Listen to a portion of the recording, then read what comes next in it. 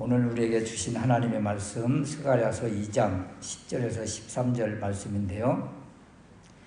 하나님의 것인 하나님의 백성들이여 노래하고 기뻐하라 라는 제목으로 말씀을 드리려고 합니다. 스가랴 시대 바벨론 포로에서 황폐화되어 있는 예루살렘에 돌아왔습니다. 돌아와서 성전 짓고 또 성읍도 짓고 또 자기 사는 집도 짓고 그러다 보니까 날이면 날마다 이 고되고 힘든 그런 노역의 날들입니다. 더군다나 아직 돌아오지 못해서 여전히 포로 식민지 가운데 있는 또 백성들이 있는데 그들은 또 언제나 고향 고국으로 돌아갈 수 있을까? 주변 상황을 바라보면 독립, 자유에 대한 소망의 불이 점점 꺼져가는 그러한 때인데 스가랴 선지자를 통해서 주시는 말씀은 10절 말씀에 보니까 노래하고 기뻐하라고 하시는 거예요. 노래하며 찬양하며 기뻐할 수 있는 그런 상황이 아닌데 왜 기뻐하라고 이런 메시지 말씀을 주셨을까? 지금 스가랴 선지자가 세 번째 이 환상을 보는 거잖아요. 세 번째 환상의 특징은 성곽이 없는 촌락이라 하나님이 은혜를 주시면 한계를 정할 수 없을 정도로 형통하고 번성한 성읍이 되게 하시겠다. 또 불성곽, 불로 호위해 주시겠다. 그리고 원수를 갚아주시겠다. 이런 놀라운 하나님의 약속이 이 세 번째 환상에서 선포가 됐습니다. 그런데 당장 손에 잡히는 것은 없는 거예요. 이렇게 축복의 메시지가 막 선포됐는데 실제 상황과 환경은 여전히 고역 가운데 노역 가운데 있고 힘들고 어려운 가운데 있고 대적들이 호시탐탐 노리고 있는 그런 가운데 있는 거예요. 그러나 영적인 눈이 열려서 우리를 괴롭히는 그 대적의 행태를 하나님께서 자신의 눈동자를 찌르는 것으로 이렇게 보고 행동하시겠다. 이런 하나님의 그 메시지를 받았잖아요. 그런 모습을 바라보면 하나님의 사랑이 느껴지지요. 쉽게 말하면 누가 우리를 공격을 해요. 그런데 이 공격하는 우리가 공격을 당하고 있는데 이 아픔을 하나님이 또는 어떤 사람이 대신 느끼고 이 공격하는 사람을 대신 이렇게 혼내줄 때 내 힘으로는 어쩔 수 없이 이렇게 당할 수밖에 없는데 힘 있는 사람이 나타나서 나의 마음을 이렇게 다 받아주고 또 공유하고 내 대신 막 공격자를 이렇게 대적자들을 물리쳐주면 와 얼마나 위로가 되겠습니까? 지금 이런 모습이에요. 그래서 이 세 번째 환상에서 그렇다면 무엇을 보고 기뻐하며 환호하며 노래하라고 하시는가? 첫 번째는 이런 것입니다. 10절 후반절 말씀에 보면 내가 임하여 내 가운데 거할 것임이니라. 하나님이 우리와 함께 하심 임마누엘의 복이잖아요. 이 하나님 임재의 모습이잖아요. 찬송가 456장에도 주와 같이 길 가는 것 즐거운 일 아닌가. 또 455장에는 주 안에 있는 나에게 무슨 근심이 있으랴 그러잖아요. 이런 것처럼 주님이 우리와 함께 하시겠다. 그러니까 이 모습, 이 말씀, 이 메시지를 받고 기뻐하며 환호하며 찬양할 수밖에 없지 않는가. 하나님이 우리와 함께 하신다고 이렇게 약속을 하시니 기뻐할 수밖에 없죠. 이런 것입니다. 더군다나 우리가 구원받은 하나님의 백성이라. 그러면 이 구원이라는 것 세상이 줄 수 없는 이 기쁨이잖아요. 우리는 이게 엄청난 구원의 선물을 받았는데 이것에 대한 감격이 그냥 별로 없어요. 너무 안타까운 거죠. 그냥 로또 뭐 몇 등만 돼도 그냥 막 환호하며 난리를 칠 텐데, 방방 뜰 텐데, 이건 그것과도 비교할 수 없는 구원의 큰 은혜를 받았는데도 이 막 춤추지 않고 환호하지 못한다면 우리 모습을 다시 한번 뒤돌아봐야죠. 구원의 감격. 그래서 구원의 감격, 이 모습을 보통 이렇게 표현하기를 황홀한 기쁨이다, 이런 말들을 하는데, 정말 이런 우리가 그런 기쁨, 감격이 있는가? 더군다나 이 오늘 말씀에서 하나님이 우리와 함께 하시겠다, 이 말씀을 주셨으면 이 하나님이 우리 안에 내주하심, 또 우리와 함께 하심을 느끼는 이런 임재의 모습, 이런 것들을 우리에게 지금 약속하시는 거거든요. 하나님이 우리와 함께 하시는 것이 느껴지면 우리의 반응은 어때야 돼요? 막 기뻐하며 환호하며 찬양하며 춤추며 그렇게 나가야 되는 건데, 그냥 너무나 우리는 이 밋밋한 그런 신앙을 지금 하고 있지는 않는가. 구원의 감격이 회복되면 찬양하며 노래할 수밖에 없어요. 애굽의 압제 고통 가운데 있던 이스라엘 백성들이 출애굽해서 홍해바다를 건너서 처음 한 행동이 무엇입니까? 모세와 미리암이 막 춤을 추면서 하나님을 찬양했어요. 여호와는 나의 힘이요 노래시며 나의 구원이시로다, 그러면서 막 백성들이 환호하며 기뻐하며 춤추며 찬양했던 이러한 모습인데, 이것이 바로 구원의 감격이에요. 구원의 감격의 모습. 더군다나 주님이 우리와 함께 하신다, 이 확신이 생기면, 믿음이 들면 어떤 마음이 들까요? 어떤 생각이 들까요? 뭐 세상에 무서울 것이 뭐가 있겠어요. 주님이 우리와 함께 하시는데, 주님이 우리와 함께 하시는데. 요 앞에 농사 짓는 분이 그런 얘기를 해요. 그 집에 개가 이만 작은 개가 있어요. 그런데 이 작은 개가 이 주인이 가는 곳마다 늘 앞장서면서 따라오고 따라간다는 거예요. 그래서 어떤 논으로 갈지 어떤 밭으로 갈지 이 개가 먼저 앞서서 막 간다는 거예요. 그래 웃긴다고 그러는데, 근데 막 큰 개가 나타났는데도 불구하고 이 작은 개가 막 가서 막 짖고 난리를 한다는 거예요. 왜 그래요? 주인이 있으니까. 주인이 있으니까 이 작은 개가 큰 개 상대도 안 되는데도 불구하고 막 앞에 나가서 짖고 그런 것을 바라보면서 참 막 웃었다고 그래요. 여러분, 하나님이 우리와 함께 하시면 무서울 것이 뭐가 있겠습니까? 하다못해 사탄이 무섭습니까? 주님이야 우리와 함께 하시는데. 그래서 우리는 하나님이 우리와 함께 하심, 또 하나님의 임재하심, 이런 것을 늘 느끼면서 이렇게 담대한 신앙, 그리고 하나님의 함께 하심에 대한 감사와 감격이 이렇게 흘러나와야 되겠다. 이것이 회복되어야 되겠다. 두 번째는요, 11절 말씀인데, 그날에 많은 나라가 여호와께 속하여 내 백성이 된다는 사실, 이것 때문에 우리는 또 기뻐하며 노래할 수 있다, 이런 건데요.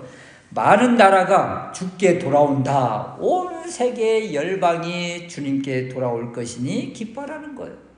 여러분, 처음 나 혼자 신앙생활하고 믿음생활할 때는 얼마나 외톨이 같고, 또 여러 사람들이 뭐 그렇게 믿느냐고 그런 또 말도 듣고 힘든데, 자꾸 한 사람 한 사람 해서 모여서 내 주변에 많은 사람들이 믿음 생활을 하면 신이 나지요. 기쁨이 넘치지요. 더군다나 오늘 말씀에 보면 온 세계 열방이 주님께 돌아온다고 하니 얼마나 감사할 일입니까? 출애굽기 19장 5절 말씀에 보면 세계가 다 내게 속하였나니 너희가 내게 대하여 제사장 나라가 되며 거룩한 백성이 되리라. 너를 통하여 많은 사람이 돌아오고 너를 통하여 많은 민족과 열방이 돌아온다는 그런 메시지를 주시잖아요. 이 이스라엘 백성에게만 준 메시지가 아니라 먼저 구원받은 우리에게 주신 하나님의 메시지가 바로 이런 거예요. 너를 통하여 내가 이 일을 이루리라. 이런 말씀을 주시는 거죠. 이런 말씀을 받으면 아이고 뭐 택도 없어요. 그런 생각을 많이 하겠죠. 그러나 이스라엘 소수의 사람, 베드로와 바울 이런 사람들을 통해서 소아시아와 로마까지 복음이 확장됐잖아요. 우리나라 생각해 보세요. 언더우드와 아펜젤레가 들어왔는데 이 사람들을 통해서 이 땅에 이렇게 많은 사람이 믿을 줄 누가 상상이나 했겠습니까? 그런데 그 두 사람이 탁 와서 복음의 씨앗을 뿌린 다음에 그냥 일제시대를 거쳐 6.25를 거쳐 60년대, 70년대, 80년대 오면서 그냥 쫙 복음이 확장돼 버리잖아요. 이런 건 아무도 상상도 못했는데 이런 일들이 실제가 되더라는 거죠. 오늘날 우리에게도 동일합니다. 우리를 통해서 뭐 이런 일이 일어날까? 그렇지만 하나님이 우리를 이러한 일에 도구로 쓰시겠다. 우리가 이렇게 헌신하고 나아가면 하나님은 우리를 이렇게 제사장의 사명, 선교적 사명을 감당케 하신다. 우리를 통해서 한 사람 한 사람이 돌아오면서 이 말씀, 모든 열방, 모든 민족이 돌아오는 그런 놀라운 추수를 바라볼 때마다 어떤 생각이 들어요? 하나님의 행하심에 우리는 기뻐하며 춤출 수밖에 없고 이러한 일에 하나님이 우리를 쓰신다는 것에 감사할 수밖에 없다. 또 세 번째는 12절 말씀인데요. 여호와께서 장차 유다를 취하여 거룩한 땅에 자기 소유, 자기 소유, 자기 것을 삼으셨기 때문에 기뻐하고 노래하라는 거예요. 하나님의 소유, 하나님의 것이 되었다. 얼마나 감사할 일입니까? 여기 하나님의 소유, 하나님의 것 이런 말은 자기 소유 이 이야기는 하나님의 기업이라는 뜻이기도 합니다. 그러니 우리는 특별한 존재죠. 특별한 신분이죠. 구별된 존재 이런 모습이 바로 우리라.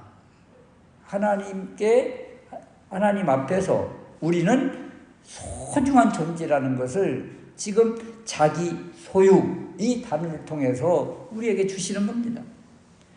여러분 아이들도요 내 것이라는 이런 애착을 가지면요 절대 빼앗기지 않습니다. 이것보다도 몇 배 더 가치 있는 것을 준다고 해도 주지 않습니다. 바꾸지 않습니다. 왜냐하면 이것이 내 것 제일 소중하고 제일 귀한 것으로 생각을 하기 때문에요.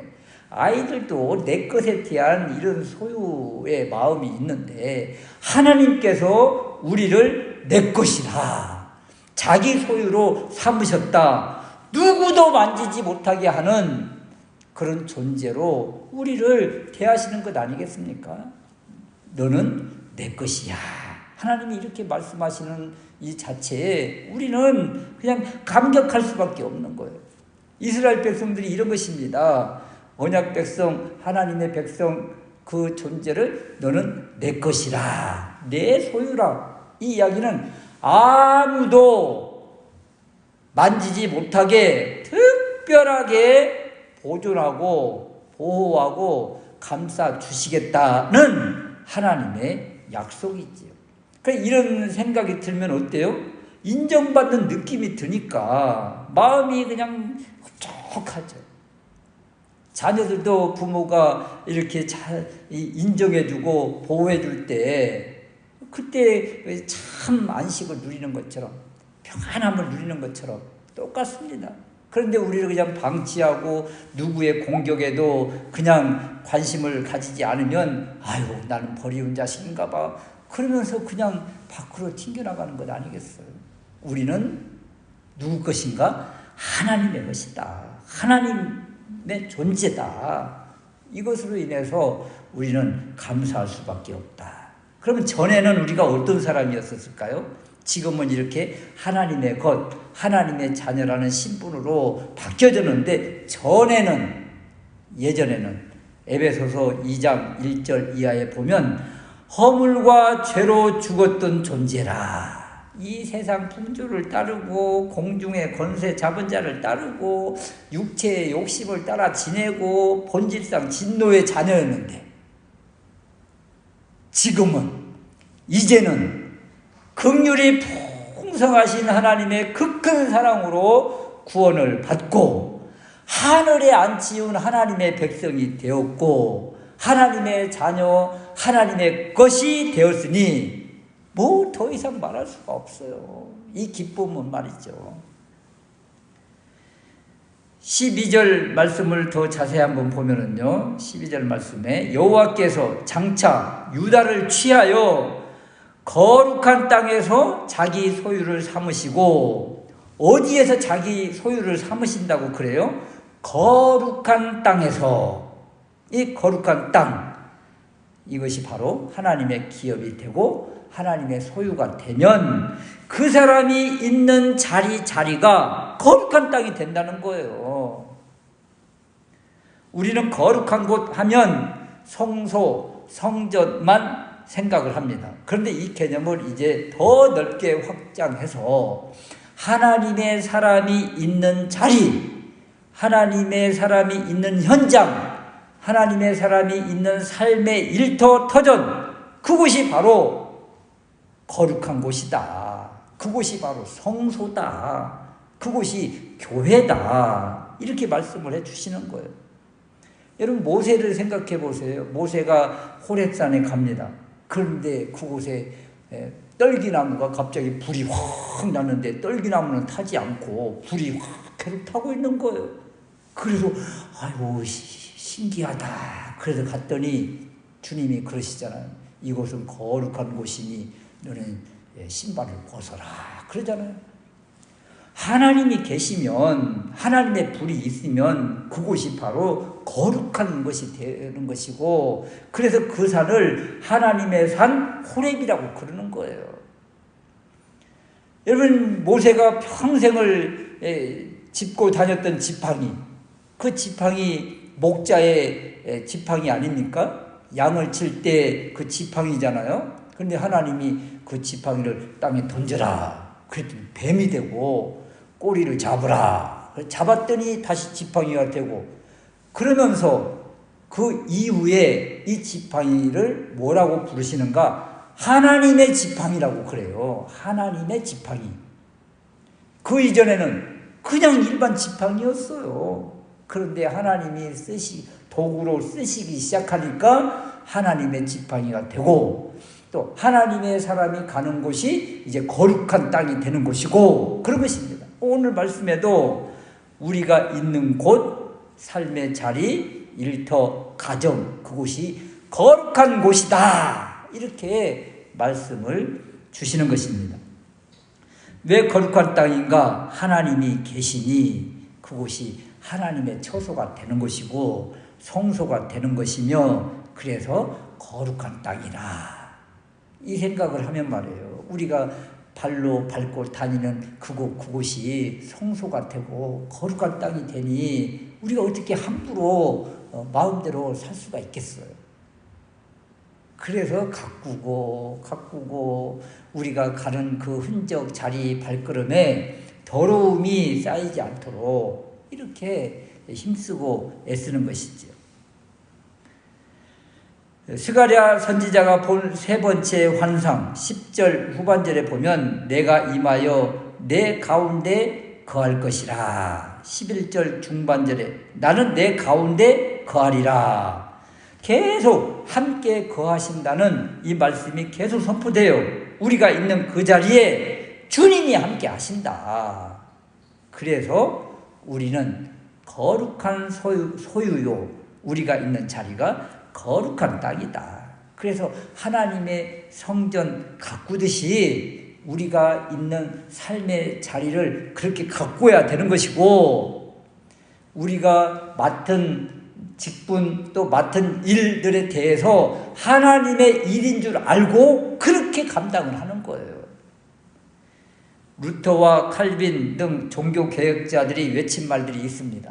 그때 당시에는 이 성직만 귀하게 여겼는데 이 종교개혁자들이 외친 말 가운데 성직과 세속직을 구분하는 것을 부정했어요.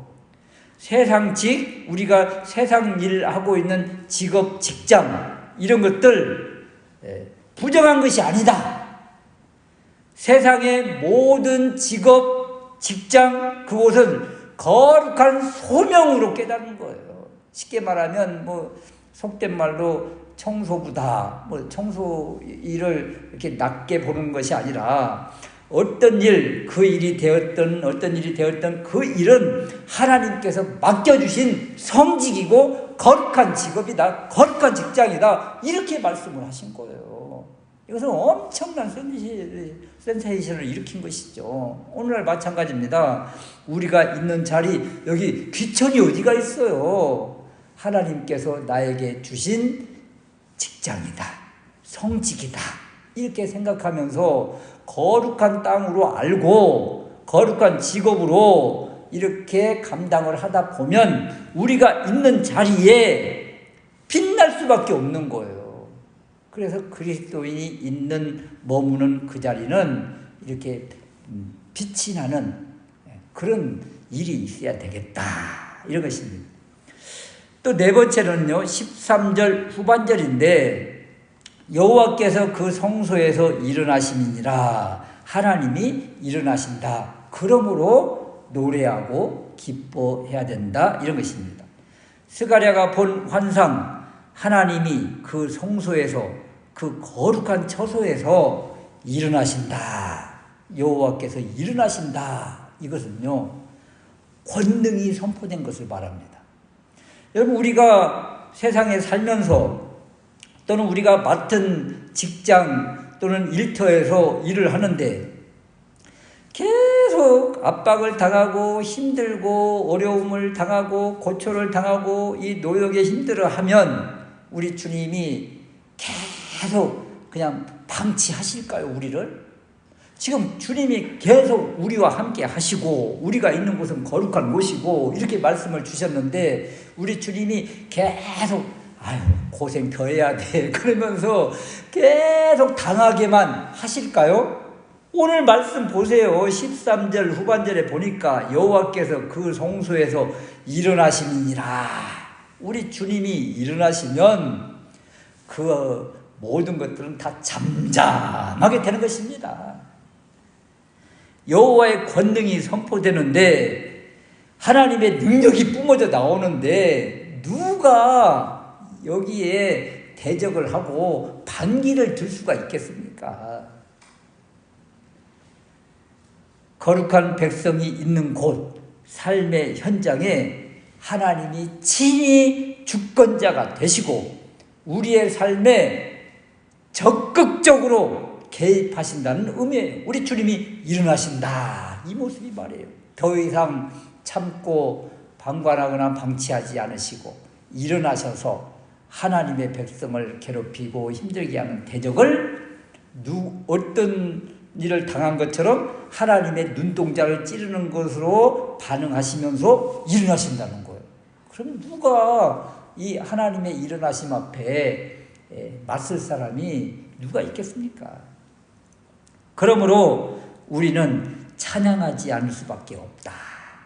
시편 68편 1절에 보니까 하나님이 일어나시니, 자, 하나님이 일어나신다고 그러거든요. 하나님이 일어나시니 원수들은 흩어지며 주를 미워하는 자들은 주 앞에서 도망하리이다. 다 벌벌 떨면서 산산조각 나누면서 흩어지는 겁니다. 그래서 하나님의 사람이 하나님이 이렇게 개입하실 때까지 우리는 어떻게 해야 돼요? 묵묵히 잠잠히 맡은 직분 사명을 충성되이 감당하는 것입니다. 그런데 이 날이 언제일까요? 우리 주님이 벌떡 일어나시는 날이 언제일까요? 오늘 일어나시면 좋을 텐데 언제 일어나실까? 11절 말씀에 보니까 그날은 여호와의 날에. 이 날이 먼 미래 같지만 여러분 먼 미래가 아닙니다. 우리가 아까도 말씀을 드렸지만 구원의 기쁨, 구원의 감격이 우리 안에서 회복되어지면 우리 주님 벌떡 일어나는 것과 똑같은 의미로 우리에게 다가옵니다. 우리 주님이 그렇게 기뻐하시는 거예요. 나로 말미암아 우리를 바라보면서 기뻐하며 즐거이 부르시는 모습. 스바냐 3장 17절 말씀에 보면 그가 너로 말미암아 기쁨을 이기지 못하시며 너를 잠잠히 사랑하시며 너로 말미암아 즐거이 부르며 기뻐하시리라. 우리만 구원의 감격으로 막 기뻐 춤추는 것 같아요? 아니요. 주님도 기뻐하신다는 거예요. 그래, 이러한 모습이 스가랴 선지자가 세 번째 환상에서 보는 것처럼 우리의 영적인 눈과 귀가 열리고 또 우리가 구원의 감격과 기쁨이 이렇게 회복되어지고 우리가 삶의 일터에서 열심을 다하는데 주님이 함께 하심이 느껴지고 그러면 우리의 삶이 어때요? 하나님의 것인 것이 느껴지면서 하나님이 기뻐하시는 것이 느껴지면서 우리의 삶이 노래하고 춤추며 찬양하는 그런 놀라운 은혜가 있게 된다. 이런 삶을 살면 얼마나 행복하겠어요. 누가 없어도 말이죠. 우리끼리 또 혼자일지라도 하나님이 함께 하시고 하나님이 나를 향하여 잠잠히 바라보시면서 흡족해 하시고 나는 또 하나님의 은혜로 인해서 그냥 춤추고 기쁘고 어찌할 바 모르고 이런 관계가 되면 믿는 사람의 그 모습이 얼굴에서 그냥 자연히 나타나는 거죠. 그냥 활짝 피는 인생이 되는 것입니다. 이런 복된 인생, 삶의 현장에서 주님과 동행하면서 이런 복된 삶을 살고 누리는 우리가 될 수 있으시기를 주님의 이름으로 축원합니다. 아멘.